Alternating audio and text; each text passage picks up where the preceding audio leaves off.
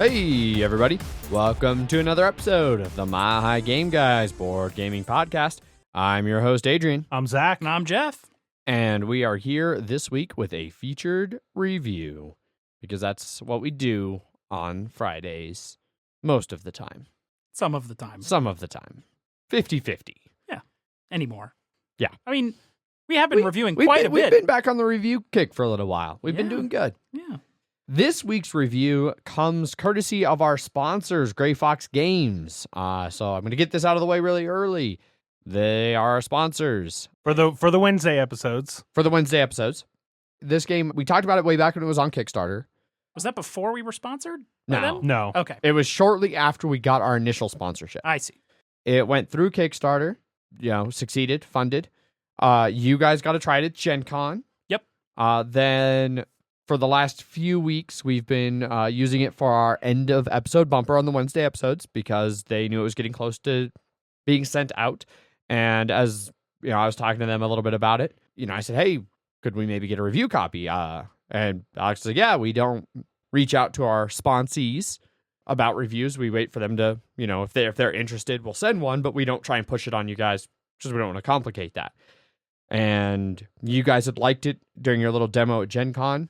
Spoiler alert for initial thoughts. And so I was like, yeah, we'd like to actually review the full game. So if you could send that out to us, that'd be great. They did. And so we've been playing it, and here we are ready to review it.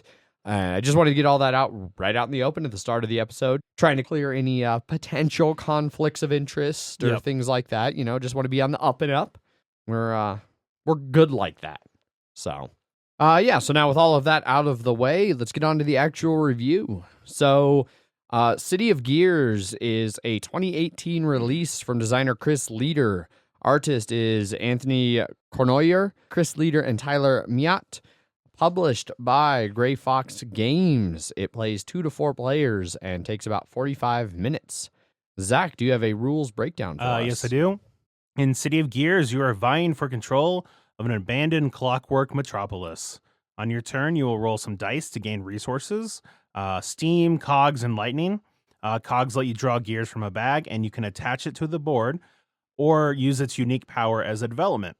Steam lets you move automatons across spaces using your gears. Lightning will let you move automatons as well and destroy other automatons and gears. City tiles have abilities that you can activate and gain link bonuses based on connected gears. And you control a tile by having the most automatons and gears on it. Once all 9 tiles are revealed, you will add 4 opening day gears to the bag. Whenever the third opening day gear gets pulled out, the game immediately ends. You're going to give out victory points to whoever controls each tile, and then whoever has the most points wins. That's it. Let's jump over on to initial thoughts. So as I kind of talked about during that little... hey, this was a review copy provided by our sponsors disclaimer at the beginning. You guys both got to play this, or at least kind of demo it back at Gen Con. So let's start with you, Zach. What did you think? What were your initial thoughts going into both maybe the playtest / demo, and then also when we got the physical copy? Well, I know in our playtest, we played basically the first half of the game right up until we did one round. So like each player got to reveal a tile. No, we revealed all the tiles. Yeah. And then we did like one round where everybody had like all their dice, and you could actually draw from the bag for the yellow or for the white gears.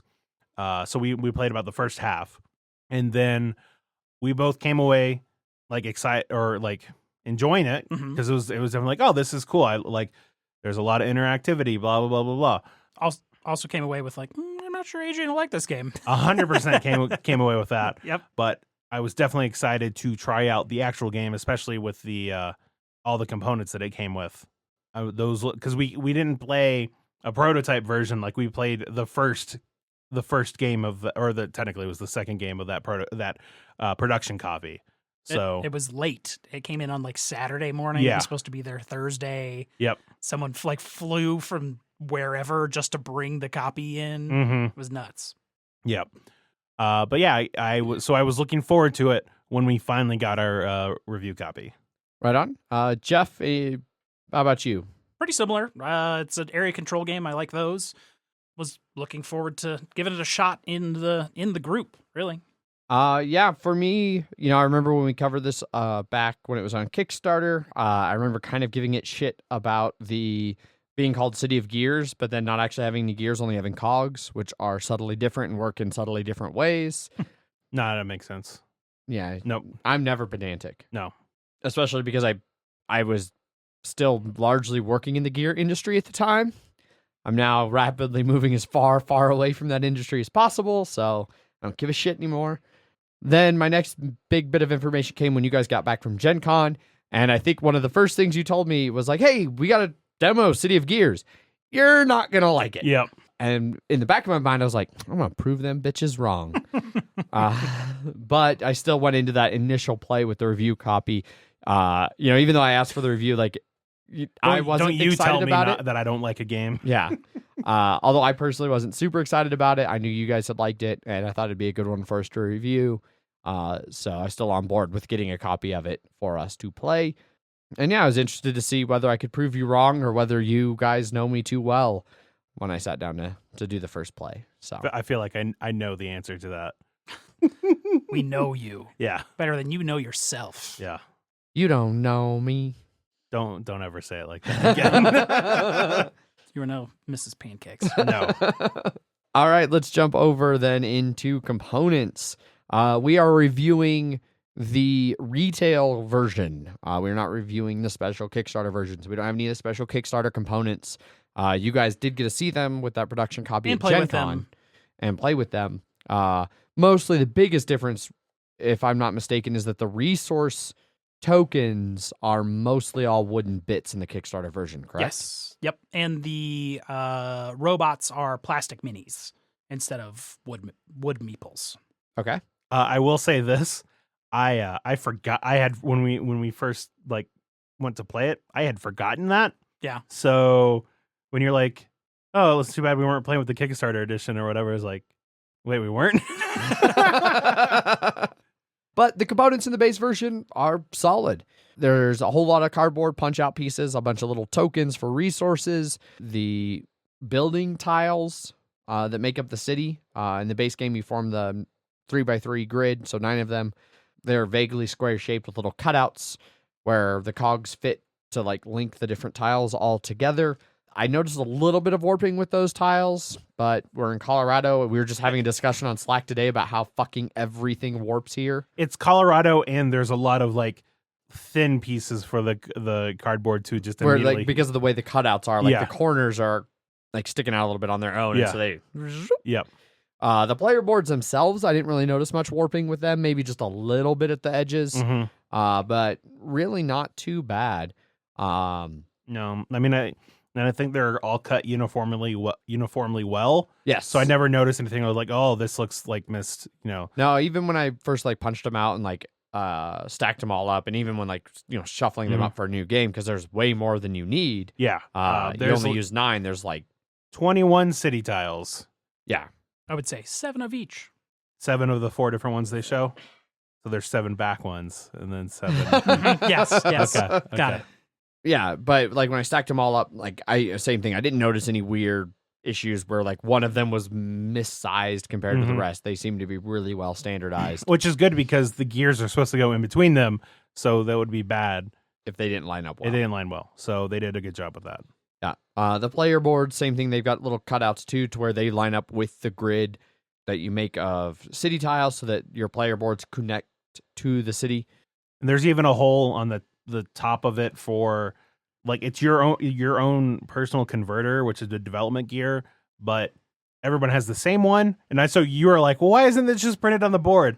I am guessing that it's to expansion proof it. That'll be like, oh, you can put an expansion thing here or something. And that's what I got to think is that future expansions might add the option for asymmetrical abilities. Because as of right now, everybody has the same development gear. So yeah, it's the 4 standard colors: blue, red, green, and yellow. Yep.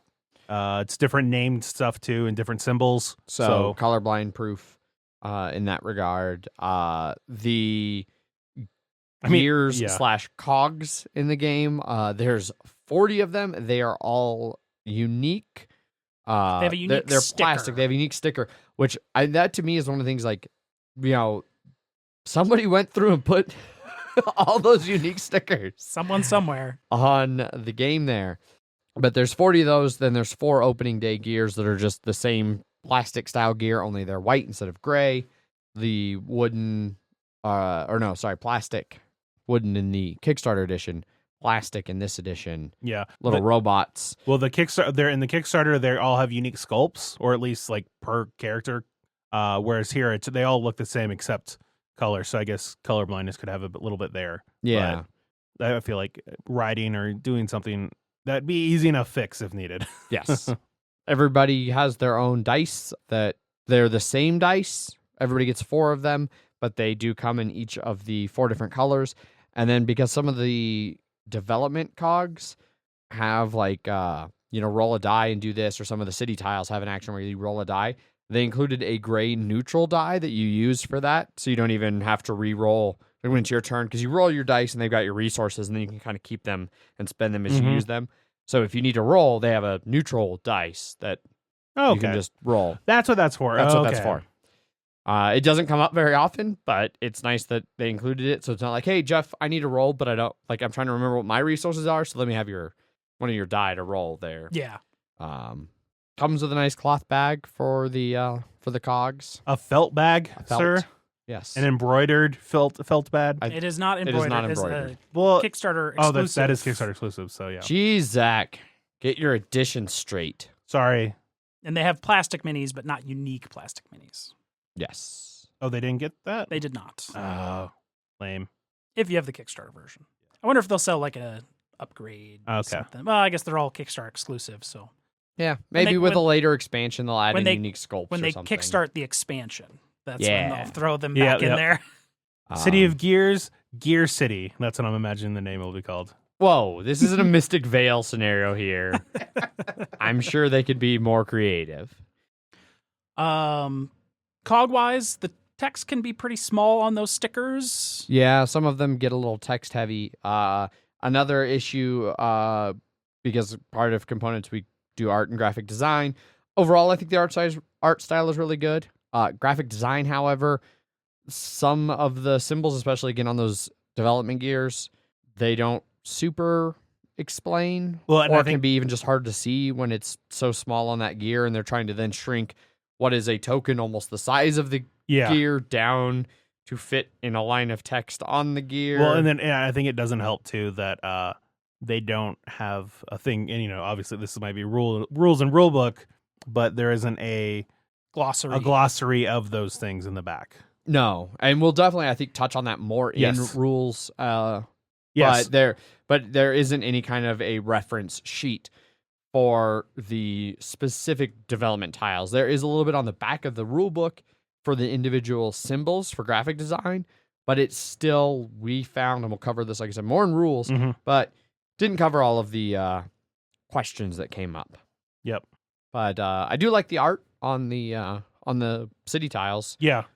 They're same thing as the player colors. They're very clearly 3 different colors that are all pretty easily distinguishable. They have a unique symbol that goes along with them to help with the colorblind type of issues. They're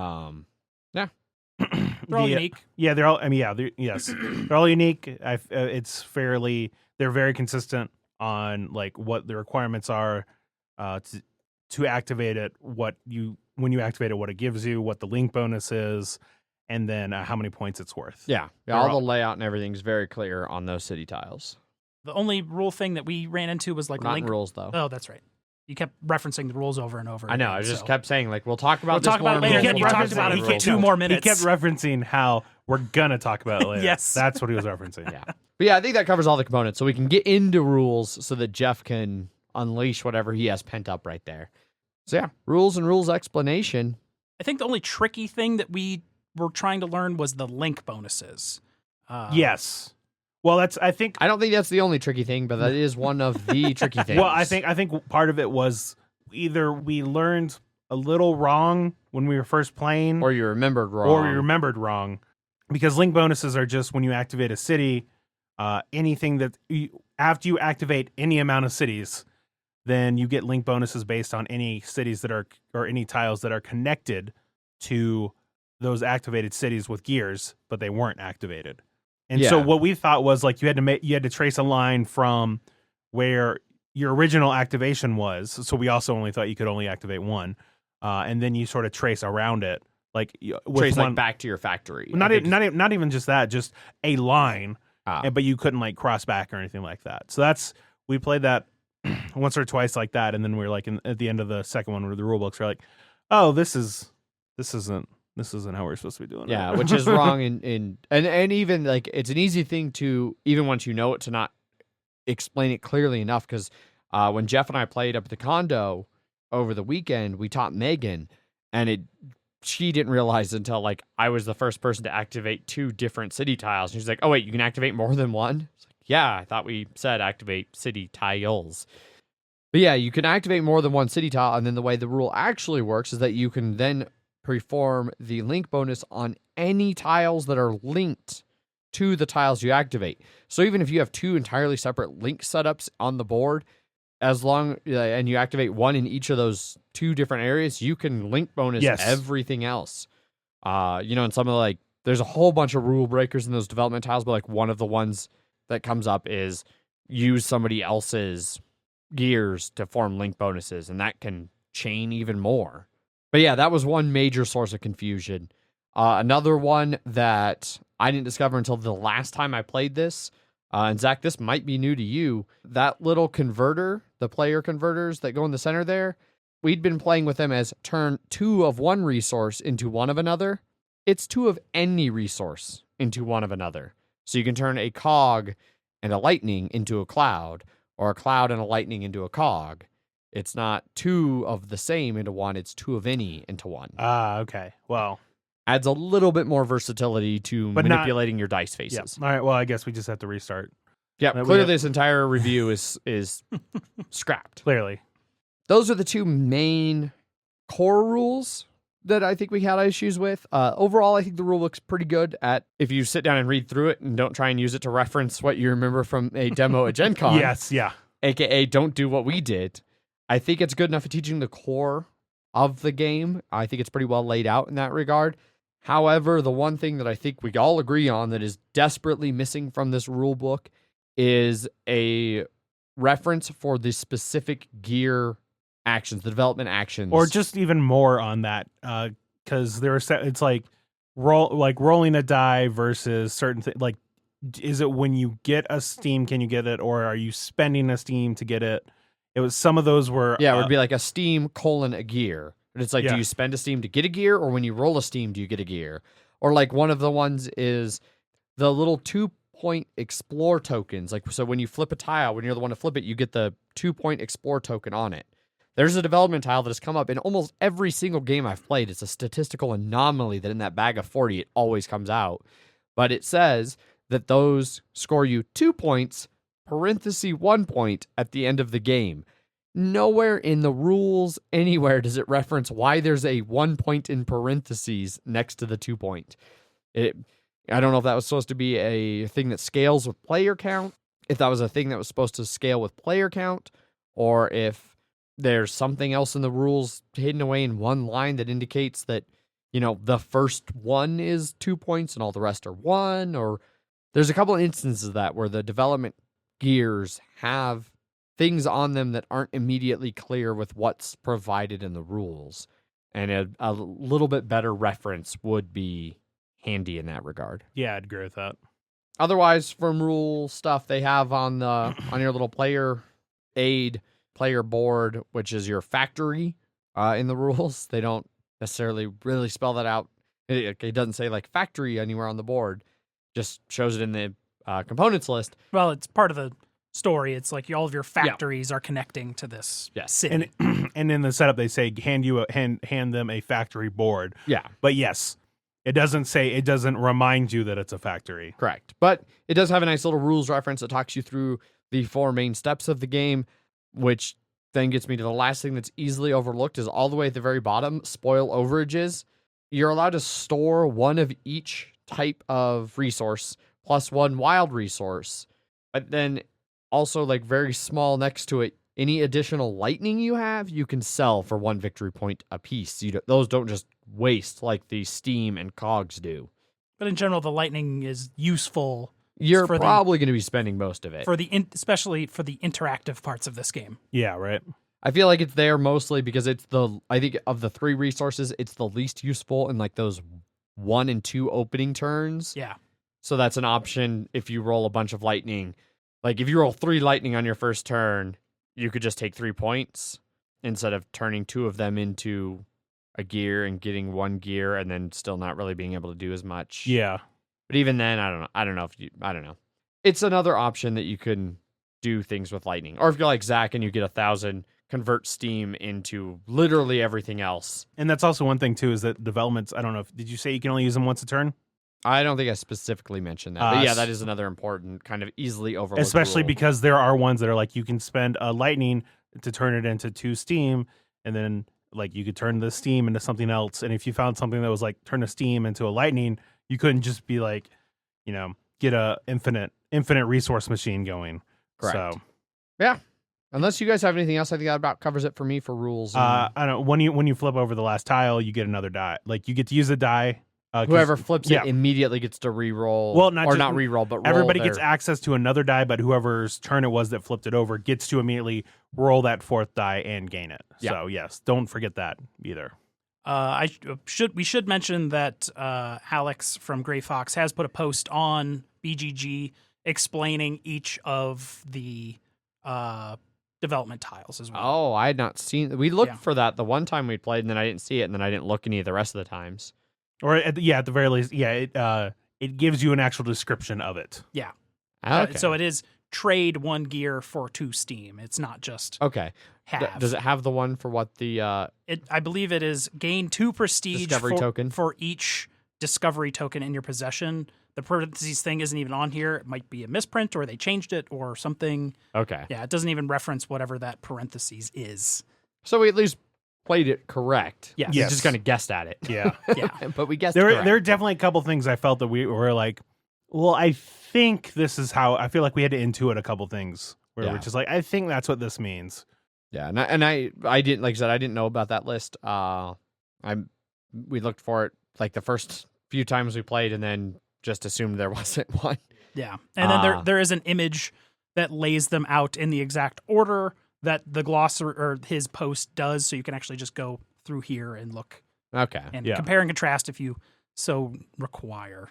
Yeah, so that's good that they have that reference available. Would have been nice to have in the actual rule book, so you didn't have to go search it out, but it's really good that they actually have that now. That should clear up a lot of well, I guess confusion. one other thing too is just that the discovery tokens, which give you 2 prestige, are different than just prestige tokens. Also, yes. So there are certain things that reference discovery tokens, which you only get from revealing a tile. So you can't just be like, oh, I have 2 prestige, I'm going to turn it in for that. It's not. It has to be that 1 token. So yeah, I think that pretty much sums up all of the rules and rules explanation. So we can get on over into gameplay.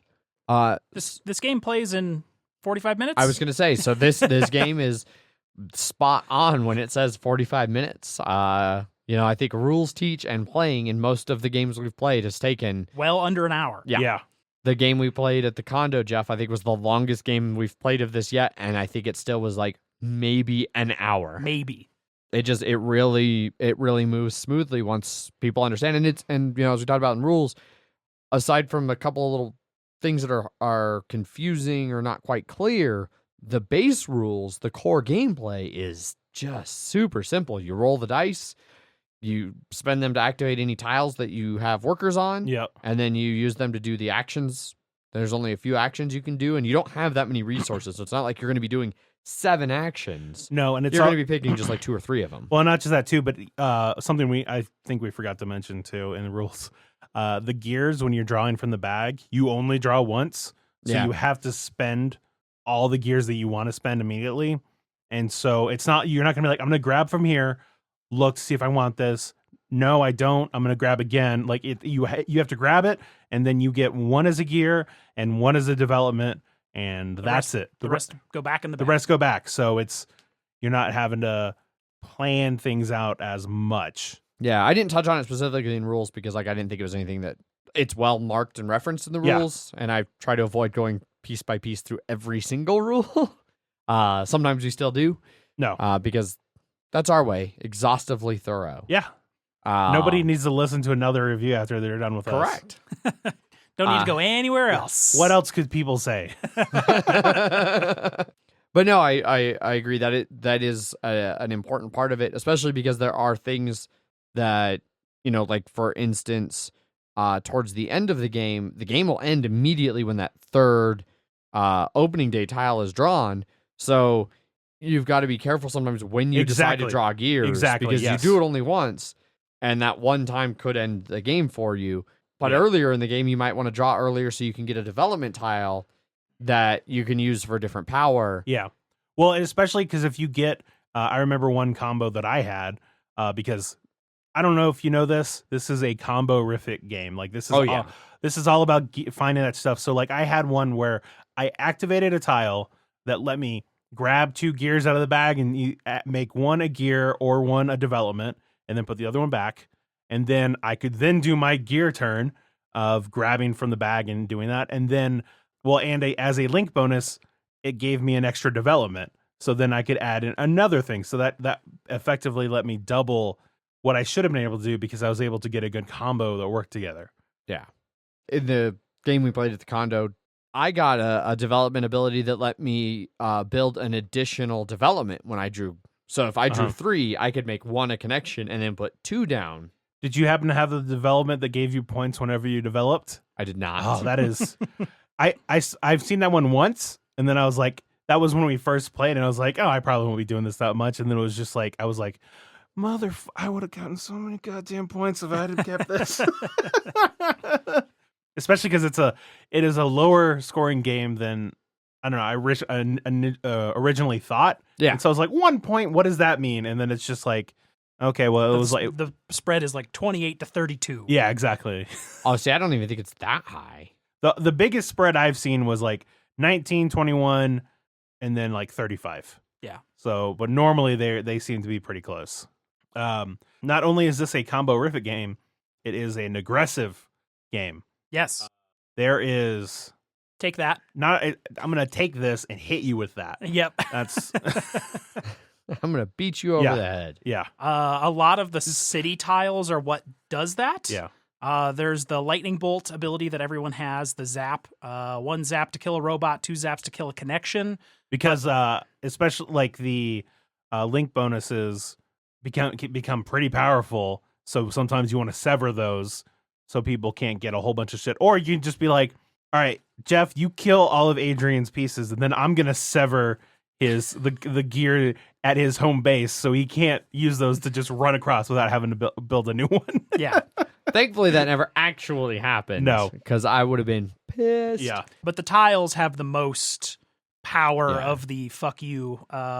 Destroy people's anywhere tiles, move people's anywhere. Yeah, cogs. swap people, move cogs, destroy gears, all that stuff. Yeah. And then the rest are like victory points or draw tiles or stuff like that. Kind of a whole gamut of things. Yes. Yeah. And then some of them are, essentially they use like words like on your factory spaces, really on all the red tiles. Like get 2 points for every red tile you're on.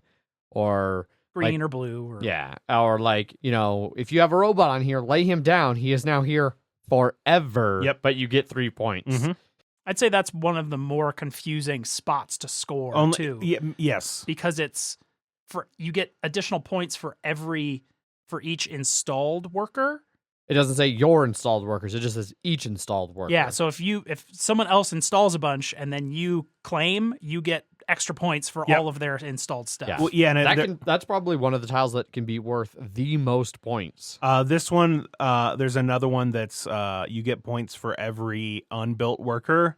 That if it's like a short game and people don't want to build it because for whatever reason, you can be like, oh sweet, I'm gonna get an extra 6 or 7 points just from this one guy. Yeah. Because from the point spread on most of them are like 3 to 5.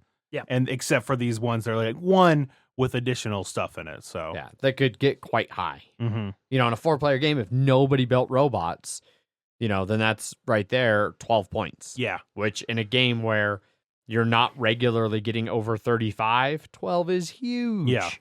Yeah. I noticed that in our very first game, you guys taught me the game, and I didn't really understand like the flow and like the timing of the game. And so I felt like I was getting housed. Yeah. I thought I was going to get crushed. I felt like I was doing really bad. And the game ended, and we did scoring, and I realized that I was like, if I had done one little thing different on my previous turn, I would have gotten second. Yeah. As it was, I still got third because I was on 2 5-point buildings, and so I scored 10 points. Because it's an area control game, so a lot of those points are gonna be from the areas you control. Yep. So yeah, and it's. I have noticed across my plays, though, if you notice one person starting to get a big pile of prestige points on their player board, maybe just don't let them have a lot of area control, too. Yes. Maybe start attacking that person. Maybe start focusing on that person. Yeah. Maybe don't ignore your girlfriend and attack Adrian. You were all the way in my area. You had gone all the way across the board, sir. I was pushing you right back. Is one influence. Yeah, it's just too much. A plague for. Well, I was about to get rid of her, but as this game goes, you don't have time to do that. No. You barely have time to do one thing. That's why you go. That's for why the you should have top gone dog. for Katie. You come kick the wounded, hungry dog later. This was after also you take out like the top dog. The first play. It was Yeah.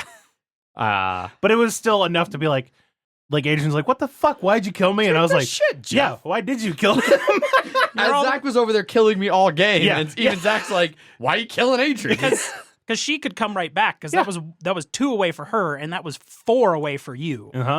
So I got rid of the one that had moved the furthest. And then neither of us ever got another turn. No. Yeah. I think It ended on Katie's turn, right after you did that.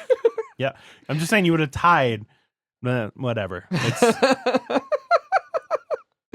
See? Even in the review, contention. Yeah. As the one of the other things it does well, Jeff, it plays in less than an hour, Yeah. and it's contentious. Jeff, you know how much I hate agreeing with Adrian. So when I do it, it makes me frustrated. And it means I'm extra right. But yes, you were bringing up a good point. The flow of this game and when it ends. We were trying to describe how this game is. There's a beginning and then there's the end. Or how I there's the beginning, the middle, and then the game ends. There's no end game. There's no end game because how the bag works once, I feel like the beginning of the game is really once you feel like the beginning of the game should be when you flip over all the tiles, but I feel like you're already like over halfway in the game, depending on how you draw. So that's why I say I think it goes from the beginning to the end. Like the beginning of the game is you're getting the tiles flipped, you're collecting those discovery tokens, you're seeing what's out there, and then normally you would have a middle game where you then once you see what's out there, you jockey for position and you get set up. Prepare for end game. Whereas this one, I feel like once they're all flipped, you immediately enter the end game where it's going to end momentarily, and you need to do end game shit. Once that last tile's flipped, you're in end game shit now. I think it's that, but I feel like you're still doing mid game shit. That's what it is. That's why I say it's mid game, but they could just end at any time. And I do mean at any time because when you grab a white gear from the bag, you immediately draw it, you just drop it and then you draw another one. It's not like you immediately draw to replace it. Yes. So if you're drawing 3 gears and the first gear you draw is white, you draw again. If it's gray, you still draw 2 more gray. Yep. But if you draw white, so you could technically on the first draw after that got it flipped over, you could draw the white gears and it's game over. Yeah. Draw a white one, draw to replace, draw a white one, draw to replace, draw a white one, boom, game over. But what that also means is that say on Jeff's turn, we flip other tiles and he's like, okay, I'm going to try and do this. I'm going to try and do this. And then on all of our, on my turn, I don't draw any. On your turn, you draw 1. And then Katie draws 2 on her turn. And so Jeff had no way to prepare for an end game because it just happened. It just happened. And then even even at 2 or even at 2, you could still be like, it's going to I'm prepared for it to end at any time, but it could still take a while because it's just until you grab that one. Yeah, I mean, and in theory, you might not draw a single. Those That might could be be the the fast- 4 last yeah. ones in the. Yep. It could be the first 4 you draw after the last one's Mhm. flipped. It could be the last 4. Yeah.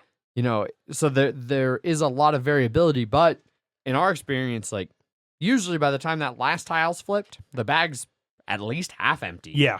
And you're gonna start drawing whites real quick. But it also means that then you don't want to necessarily draw if you feel like you're not in a good position. Like, I'm not going to be drawing gears because that might happen. But also, if you feel like you're in a good position, you're like, I got 5 cogs. I'm just going to draw 5 things from here and hope I end this game super quick. Yeah. And you need to draw cogs at all times because that's your connections, that's area control, that's powerful developments. Yep. So, yeah, but it's like how much? Like if you're like, if I only want to do it to get a gear, I'm only going to spend 1. Yeah, 'Cause but like in our last game, I needed a connection, Yeah. and boom, I ended the game. Yeah. Like, there was nothing I could do about it. Mm-hmm. Yeah, I think it does an interesting thing too from a strategy perspective. There's not a lot of room for strategy in this game because so much of it is luck dependent. You know, you're rolling dice, you're blind drawing from a bag. Even this, you know, what 9 tiles are in the game is random. Like there's a ton of randomness in this game. But one interesting kind of strategic decision is you have to make a switch that if you're not paying attention, you don't think about it. Mm-hmm. You get used to as the first thing you do is, oh, I'm gonna draw cogs. Yeah, exactly. You can end the game on your turn before you do anything else. You might have a bunch of other resources that you were going to do shit with. You were going to activate tiles. You were going to be cool. Nope. You done fucked up. Don't draw from the bag. It becomes a strategic element on when you draw from the bag. Yeah. Yes. To the point that even in our last game, when I finally started to catch on to this, one of my link bonuses, like I rolled and I activated some tiles, and then I did my link bonuses, and one of my link bonuses was draw a development tile. I had 5 developments. I was pretty happy with all 5 of them. You may activate link bonuses. I was like, I'm not drawing from that bag. No, 100%. I'm not yeah. going to draw from that bag. I'm happy with what I have. I'm going to let that one sit, do my turn. Then I'll spend my cogs last to place more links out on the board. Yeah. You know, which depending on, you might be in Jeff's situation where I really need to get this link so I can hopefully get some things moved over before the game ends. I have to take the risk. And sometimes it's going to fuck you over and you're going to end the game. Yep. And if you think the game's too long, there is a variant where you can end the game at 2 draws of the white tile. Yeah, I don't know who would think this game was too long. It's like, Yeah. this game's more than I'm 20 surprised minutes. there's not a variant where it's like, if you feel it ends too suddenly, play till the 4th one's drawn. Well, Yeah. one thing I was thinking to sort of just mitigate the, just draw and then you immediately end it is just on your turn, you can't draw more than 1 white thing, 1 gear, something like that. So it's like you can at least see it's partially coming. Yeah. Or even if if you're thinking like there's only a beginning and an end with no real middle, Yeah. or, beginning and middle with no real end, Mhm. you could even do something where when the last tile gets flipped over, you finish the current round, so everybody's at an equal number. Right, yeah. Then you add the developments and go from there. Because that was one thing Megan brought up that's a pretty good point. It's another one of those games where you determine your first player, and then the second player gets a movement token, and the third player gets a movement and a development, Mhm. and then the fourth player, I think, gets No, it's a or prestige. a movement and a prestige. And then I think the fourth player either gets 2 movement and a prestige or 2 prestige and a movement. I can't remember for sure. Jeff's pulling out the rules real quick. But whatever the case is, you get bonuses for not being first. 2 prestige and a movement. 2 prestige and movement. But as last player in this, you're always going to be behind the 8 ball, so to speak, in that you're almost guaranteed to not get the same number of actions and turns as everybody else. Like there's a strong first player bias. I won't go so far. I don't think I've played enough to say it's an advantage, but a little bit of a bias in that the first player is going to probably get more turns than certainly than fourth player, Mhm. probably than third player. Second player, that might be closer to like a 50-50 whether it ends. But because of the way the game just hard fucking stops when that third one's drawn. Yeah. You gotta, if you're in fourth player, you gotta count for that. You're not gonna probably get as many turns. Yeah. Yeah. So, I mean, if that really bothered you, you could definitely do what you suggested. And then also whenever the last opening day thing is, you finish the rounds. Because really, I don't think the 1 movement and 1 prestige is that powerful of a counter to that. Yeah. I mean, with spreads sometimes only being, 3 points from first to last, 4 points from first to last. Well, maybe. I feel like, I mean, it also depends obviously on what you do, because I'm pretty sure Katie was fourth player when she. Katie was third. She was third. Yeah, because you were first. I thought Jeff was second. first. Because I think it was you to my left, then Jeff, then Katie, then me. I'm pretty sure. And then, even I know for sure in Sunday's game with me, Jeff, and Megan was last, and she still won. Yeah. So that's why I'm not willing to say it's a first player advantage, right? Because I don't know if I'd go quite that far. But Megan made a good point that you're not getting the same number of turns. Yeah, no, you're just not. Yes, you're gonna. Some of it depends heavily on the draws, especially early. And the rolls. Yeah. Jeff got screwed in our 3-player game. His first 2 rolls, he only rolled 1 cog in his first 2 turns. Yeah. Mm-hmm. And so then Megan and I are each rolling 2. And I even, in our very first game, I started saying shit like, yeah, Zach, you 3 cog rolling son of a bitch. Yes. Because it seemed like you were on all of your first turns rolling 3 cogs. So then you're getting to choose, which one of these 3 is the best one to be a development? Which one of these do I not want to go back in the bag that I can make a connection? But no, I definitely noticed that those first couple rolls, if you don't, I mean, maybe that's where it's good, where it's just 2 different resources into one, but not having 2 cogs, so you can't get a development and a gear feels, because then you're no matter what it is, unless it is somehow the most amazing gear you've ever, development you've ever seen, you're going to I would rather have the gear so I could actually move something out. Yeah. Because you need 2 gears and a movement on that first turn. Ideally, unless you are second, third, or fourth. But I was running into because then you have movement. Then you have a free movement. Yeah. But there are 2 facings of the die that are either or movement or gear. Yes. Which is nice. Yeah. But I was just zap, cloud. And I was just God damn it. For 2 rounds. Is there any way you can just zap yourself? Yeah. And I was I guess I'm converting 2 of these into a cog. And then it was a really good development. And so I didn't make the connection. Right, yeah. And then it happened again. Yeah. So everyone else is getting to put down 2, a development and a connection, and connection. And now I'm sitting here with 2. Yeah. With the development and a connection after 2 rounds. Mm-hmm. And that's kind of with this whole randomness. When you get lucky, it helps you get lucky again later. Like in that one game of yours, Zach, where you got 2 of your 5 developments were turn clouds into electricity and turn clouds into gears, and it was one of them was don't roll a die, roll 1 fewer die, and you get a lightning. And then I had thing that turned a lightning into 2 clouds. So I was okay, so I just get 2 free clouds every turn, and then I just roll 1 less die, and I can use into the clouds or gears. It was both of them, and then I would be rolling lightning too, and I was man, this is great. Yeah, so you can definitely, if you get lucky, turn into just a powerhouse. Yes. Well, I think that's what happens when you have so many unique different cogs and the different tiles and the placement of the tiles, is that if you get lucky enough with drawing from the bag, and you're able to realize what the good tiles are for whatever it is that you have, then you can exploit those. Yeah, greatly. Which is what Katie did, where she just kept getting all these fucking prestige points, and then was just piling them up. Yeah. I think that's about it for gameplay for me. Yeah. I guess we didn't mention the actual board setup between players. Oh, that's right. Yeah. Because there is a 4-player. Well, because we played 3 and 4 players. Yeah. We didn't play 2-player, and we didn't do. There's a low conflict one / it looks like if you want to make it a longer game. Yeah. Because they're basically. The low conflict one adds an extra tile between the 9. Yeah, and by center. the 3x3 grid. Yeah, so you end up with a diamond shape. Yeah, and then with 3 players, you have 2 that are on regular in the center of their side, and then 1 person is off on a corner, is offset.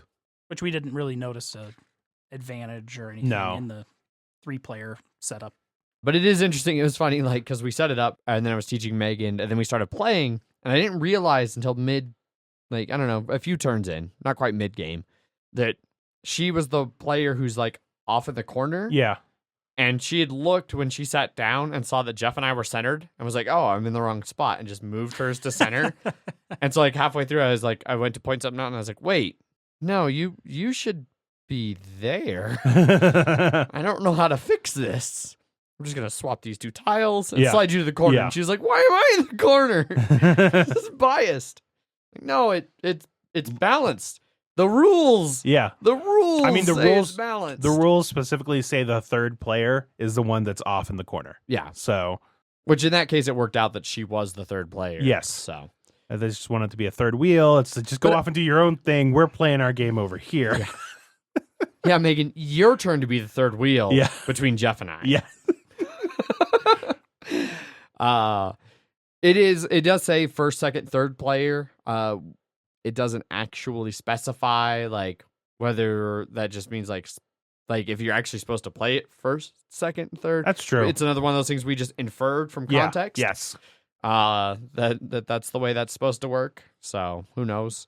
But that is one case where, like in a 4-player game, you can randomize who's first and then just go in turn order, just go clockwise. Yes. Yeah. In the 3-player setup, if you're inferring that when they say first, second, third, they mean first, second, third, Mhm. then you have to sit in a certain order depending on who's first player. Yeah. So, yeah, that covers it. That wraps it up. That brings all of the gameplay to a close. Mhm. Zach, let's start with you. What are your final thoughts for City of Gears? I'm conflicted because I don't want to agree with you, but no, no, Twice? no. That's a bridge too far. I do like the game. I like the components. I like how it actually looks, like the layout of the game on the board presence of it. I really like how you're physically making gear connections to increase your influence on the city. I like that you get very unique powers because of the wide variety of the city tiles and the gears that you grab out of the bag each game. They feel like, it seems like a lot of the games will feel a lot different depending on what, just what comes up. I like that it says 45 minutes and plays at 45 minutes, but unfortunately the reason it says that is because once you get into what I feel is like the mid game, it can just end at any point. And I feel like it's just a bit too much in that regard, in terms of how quickly it can end, because at the very least, Jeff should be able to see that the end game is coming when he's taking his turn, versus he takes it and then I immediately draw 3 and then it's just like game over. And then everyone's just like, whoa. And then it's like Adrian's last turn was before we even flipped over the ninth one. It's I never got to roll a 4th die. Yeah. So really, that left when it ended super quickly, that left a bad taste in my mouth. But when it was able to play longer, it didn't bother me. So I feel that maybe trying to lengthen it just a little bit might help. But really, I feel like there's this might be a game that an expansion comes out and then I'm like, oh, this fixed my problems with it. Because I really like 80% of this game, but really it's just that when I see someone get screwed by randomness, when I see other people do it, because I know that doesn't happen to me. No, you fucking 3 cog drawn motherfucker. There we go. But when that screws other people repeatedly, and I can see, it's like they through no fault of their own cannot advance as far as we have just because they didn't get any of those gears. And it's like, that sucks that you can't do it. And then eventually it adds enough stuff to mitigate those, I think, assuming you don't get super fucked by randomness still. But just how quickly the game can end when it ends super quickly, I was just like, well, I felt like I wasn't even really getting started. And then it's just like, and it's over. And it's because it's so fast, it can feel very anticlimactic. Yeah. And then it's just like, oh, okay, we just ended it. Okay. All right. Well, I guess I just lost or I won. I don't know. We'll see. But yeah, I like it, but I do have a problem with the end game. And I feel that expansion, and that's a problem too, is that I'm like, I don't know what the expansion would add, but I'm like, I feel like there is an expansion here that'll fix all my problems with it, but I don't know what it is. And I have no ideas or help Yes. for you to come up with said thing. Yeah. So I'll go next. I don't hate it, but You I don't loathe love it. Oh, okay. No, I don't hate it. I fucking despise it. No, but I don't love it. I don't know if I even really like it. It's in a very nebulous, ethereal plane of meh. It's okay. It's fine. I have a lot of issues with, like you were saying, the timing of the end is problematic because it can you might not ever get to roll 4 die. Like, Yeah. even in a 3-player game, like the timing of that can just really screw you, and that sucks. I feel like the least satisfying plays of this I've had are the games that end really quick. Like you said, like on the one hand, part of me is like, oh, thank God that this game with all of this randomness doesn't drag on and on and on, but it almost goes too far in the other direction, which, God, I can't believe I'm saying that a random silly take that area control game, which are all things I don't like. You just wish it was It's a too little bit fast. Like, what is happening? right. I do wish it had a little bit more balance between an early, a mid, and a late game. I'm with you though. Like I have this feeling that there's just a small tweak somewhere, and I don't know if it's something as simple as playing full rounds. Like when the last tile's flipped, finish the turn, then put the tiles in. When the third one's drawn, finish the turn, then the game ends. And by turn, I mean like player order, Yes. like back to, so everybody has equal number of turns.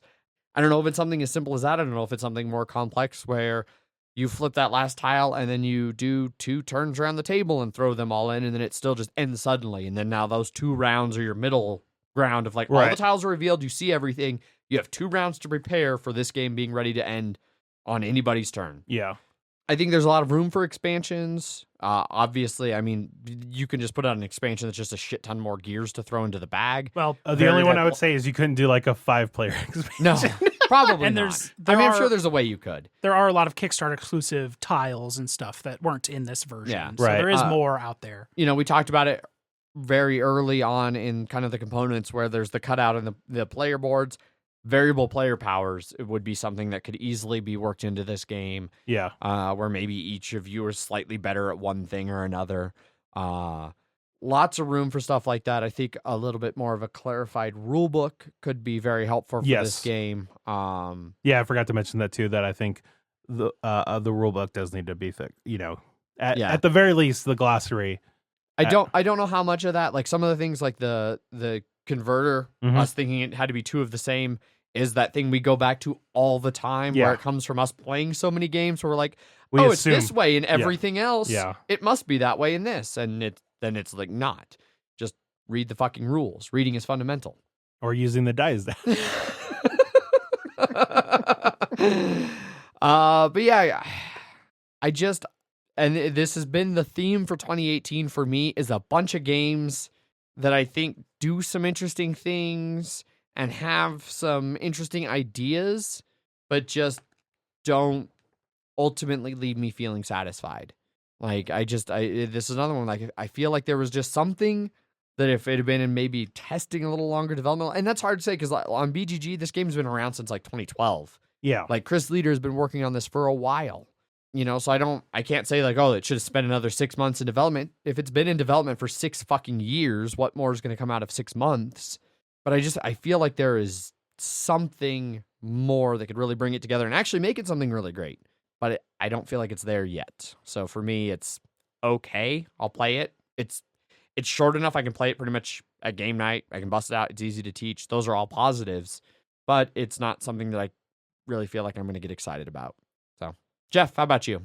I mean, I just want to go ahead and say that is definitely more positive than I ever would have expected at Gen Con. I'm trying hard to find positive in things, and I think there's some good stuff here. But yeah, man.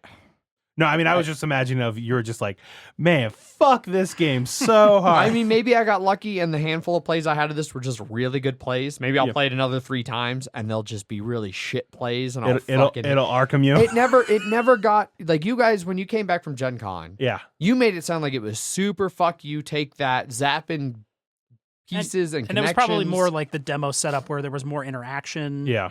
So far, I have not seen that come up. Like to the point where we joked that, oh, Adrian, you're going to need to play that low conflict setup.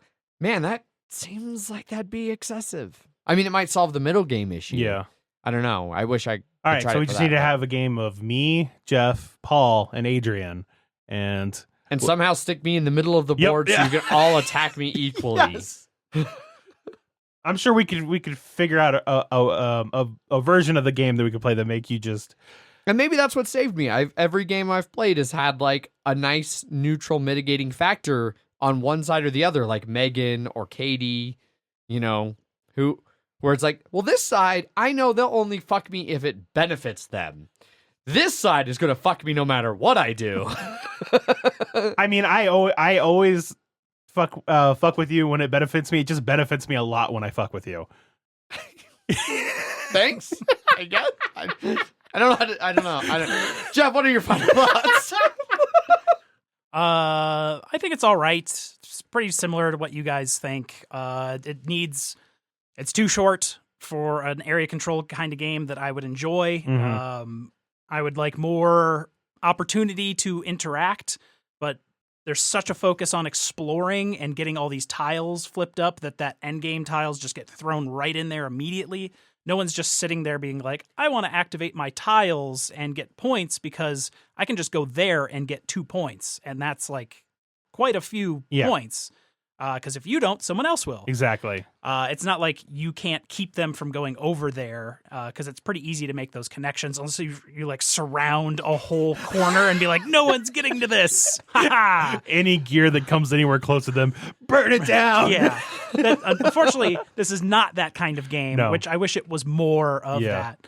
I am more interested in trying some variants, like the low conflict, which would add some length in there, which would let you get more robots in there. It might only extend it a round or two before you throw the white tiles in. But on our last play, it was our longest one, and it was starting to hit some of that interaction pieces in there, but it just still poof ended. Yeah. With the low conflict, I don't even want to call it low conflict. I want to call it like a long game. Yeah. Because it gives 4 extra tiles on might there. hit an hour and a half for a long game. Maybe. Yeah. And then really it might hit an hour and a half if you played with that and it ended on 4 tiles and not 3 tiles. Of the gears, it's still for the gonna opening end day. quick. Yes. Yeah. But you still might be able to pull out an extra 2 to 3 rounds out of this game that would kind of hit that middle and get a little bit of end game and some interaction. Well, I think there are definitely ways to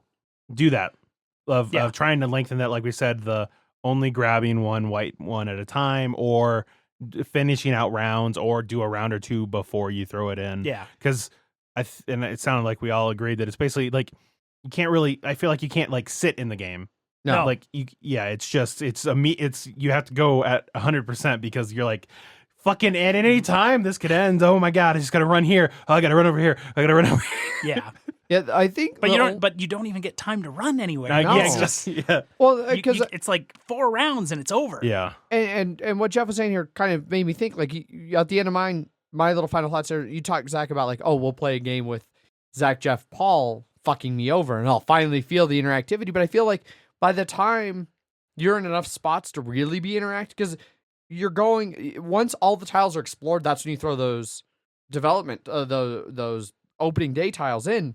That's when you're going to start conflicting. Otherwise, like, I can go to this tile that there's no one there. And if Paul moves there, I guess maybe if it's like one of the middle or the corner. We would make an agreement not to touch these 2 corners and then just immediately go over to you. Yeah. So the game goes on forever because they will never be explored.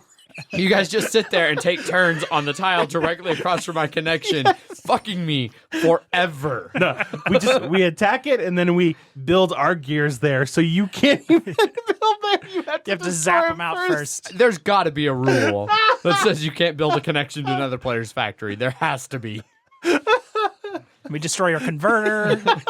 We start invading your factory. You destroy your robots that are not even built yet, but you still lose the points. We're forcing you to build these, and they're dead. But anyways, getting a little more length out of this is kind of what I would like. I would agree with that, yeah. I think that's why I sort of think like I feel expansions tend to make games longer. It's like, maybe that'll help. Maybe.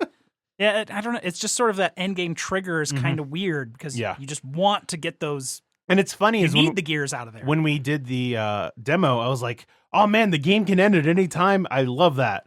And then, but we didn't play that though. Yeah. We just played the first half, Yeah. which I still really like. And then my problem is after we stopped the demo, like I didn't know that then, obviously, but it's like, oh yeah, that's where it could have just been like, oh, and it's just ended right now. Oh. Yeah, not being able to finish out a round. I mean, that's why almost all games have that Uh-huh, as a yeah. mechanic, is because that makes it the most fair for like an end. Yeah. But yeah, I did not see a variant in the rulebook for making the game longer by needing to draw all 4, but that could be something fairly easy to do. Yes. And I don't see why you would ever want to make this game shorter by only ever drawing 2. Yeah. It's missing. Like, yeah, I think like that's the podcast opinion. That little converter tile there that's empty. Yeah. That's how this game feels. Yes. It's missing just that little. Yeah, it's like key. a machine. You flip the on switch and a bunch of gears turn, but there's a gear missing that will ultimately make the engine run properly. But it's shut, so you don't see which one's missing. You're just like something's missing from there because it's not working I can hear the engine running. Yeah, but this shaft isn't turning on the outside of it. Car no go.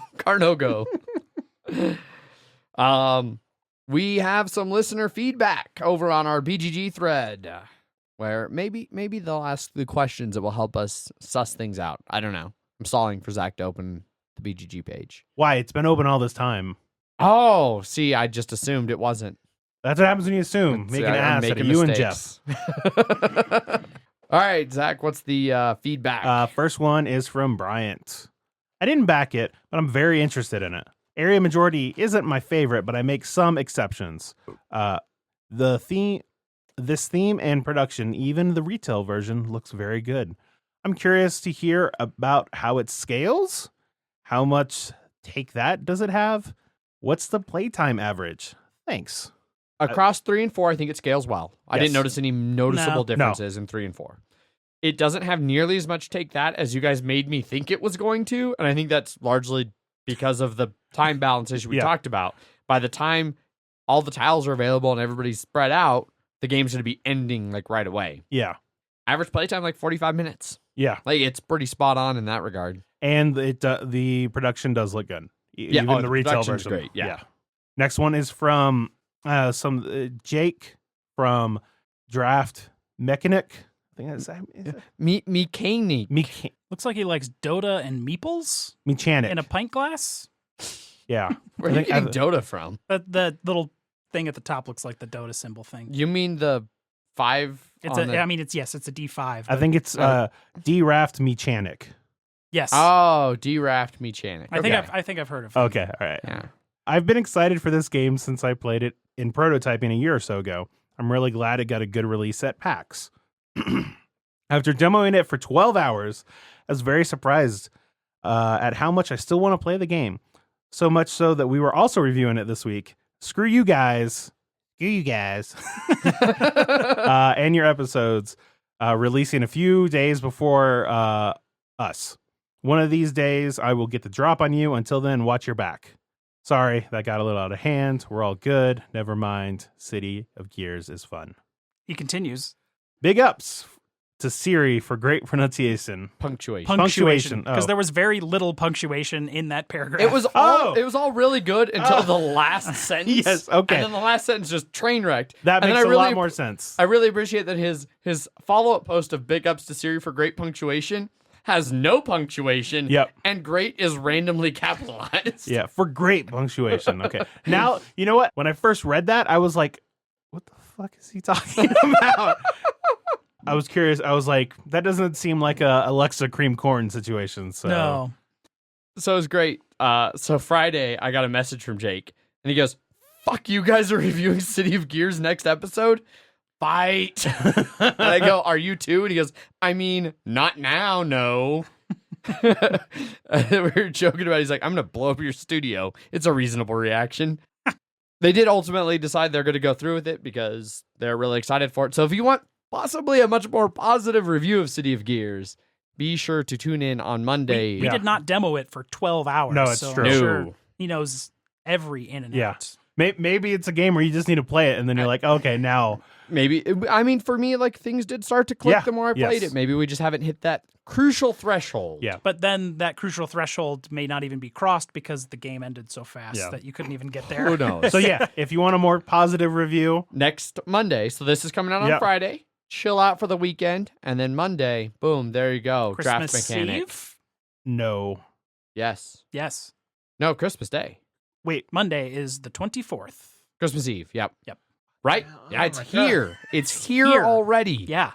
Okay, well. I was making fucking chestnut jokes on Wednesday, and now here we are. What it is that it's Monday now, and so it doesn't feel like you were talking like a week. For whatever reason, I was literally thinking like, in like 3 days, it's Christmas. No, a week from today, but 2 days after the episode releases. Yes. Which I don't know, like, when he was texting me, I wasn't thinking of that either. Because it's fucking here already. Yeah. But yeah, so Christmas Day, if you need more fuel to avoid your family members, go pop in an earbud, jump over to draftmechanic.net or punchboardmedia.com. Both places I'm sure will have Draft Mechanics City of Gears episode. What? D-Raft Mechanic? Oh yeah, D-Raft Mechanic. Mechanic? Mechanic. Mechanic. That was mechanic. There's no I in What are D-rafts? Are they like a raft for the river that's just shaped like a D? Can't be beer related. I'd know about a good beer related podcast. Love you, Jake and Danielle. What are we looking at? Jeff found something that's a D-raft. D-raft to the heart. I don't know. I didn't realize there was a GIF. It's a corporate accelerator. Okay. That's what they are. Corporate accelerator mechanics. Gotcha. Okay. Okay. That makes a lot of sense. It If there's does. one thing that describes Yes. Jake, it's a corporate accelerator. Yes. Oh, we're off the rails. All right, to get this back on track, if you are interested in City of Gears, it is available now on most online game stores. Miniature Market has it for about $40, $60 on Amazon. I'm not sure what the MSRP is right off the top of my head. 60 sounds right. Yeah. I feel. So it is available, and it should be in your local game stores by now as well. So go check that out. Maybe listen to Draft Mechanics episode on Monday, see if they sway you anymore. And yeah, that wraps up the review. If you want to get a hold of us, you can always send us an email. Emails at milehighgameguys.com. We are also active over on Twitter, where I tweet under @MHGameGuys. I am Zach_MHGG. I am Jeff_MHGG. And we're on Facebook.com/MileHighGameGuys.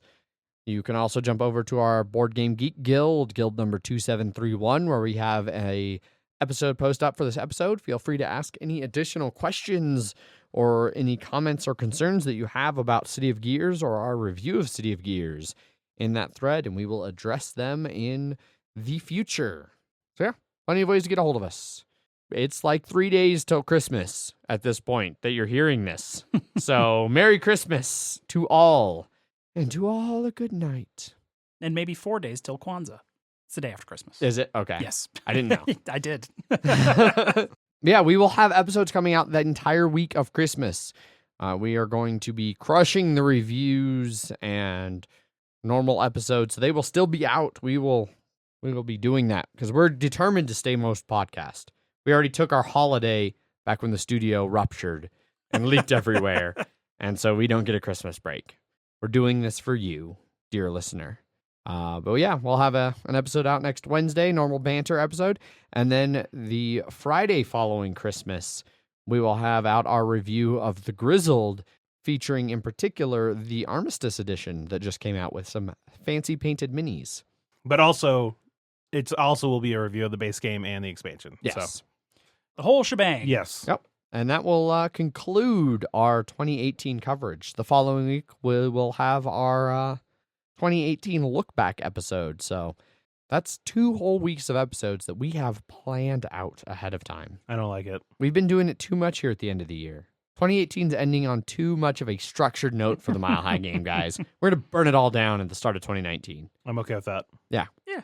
So, thanks everybody for listening. As always, I've been your host, Adrian. I am still Zach. And I'm Machine Man Jeff. Bye. Bye. Bye.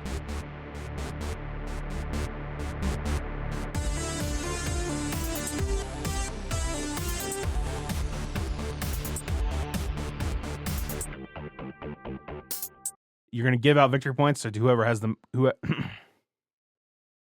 Oh, that's a weird typo. It says give out Vit Corey points to whoever comes trolls. Yeah, all right. It's that kind of game, It's huh? that kind of game.